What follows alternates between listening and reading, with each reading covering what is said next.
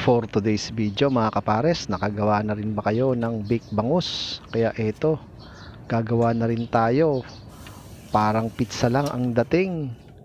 At dahil excited din si kapares sa ating lulutuin ngayon ay eto, nag-volunteer naman siyang maghiwa-hiwa ng ating mga ingredients na gagamitin. At sinimulan niya yan sa bawang, sibuyas at meron din tayong kamatis, mayonnaise at meron tayong cheese. At pwede rin to sa handaan mga kapares. Kaya eto, inilabas na natin yung ating isang buong bangus.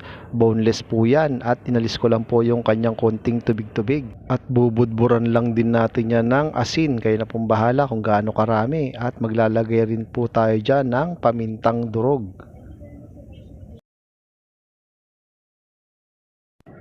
At sunod naman nating pahiran ng ating mayonnaise. Ayan, kayo na pong bahala kung gaano karami at kakapal ang gusto nyong mayonnaise na ilagay. Kaya kung hindi nyo pa to nagagawa mga kapares, subukan nyo na rin at sigurado magugustuhan nyo din to. Napakadali lang po ang ating gagawin. Pwede rin po natin yang ihawin. At matapos nga nating mapahira ng mayonnaise ay sunod ko namang inilagay yung ating bawang pati na rin yung sibuyas.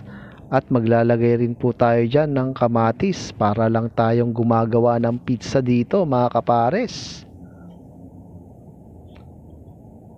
At pagkatapos maglalagay naman tayo dyan ng cheese. Pwede kayong gumamit ng quick melt.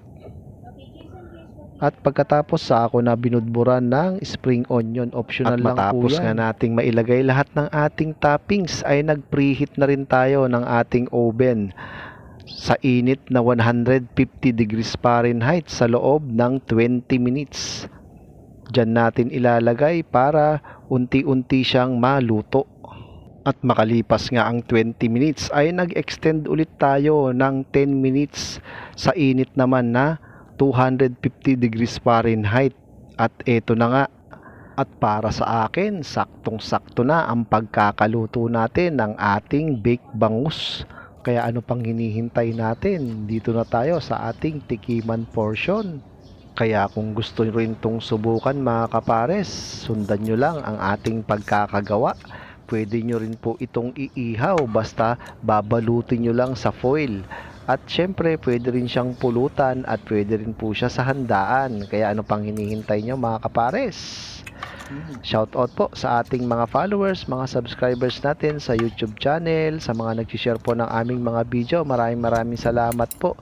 Sa mga bagong followers po namin, welcome po kayo dito.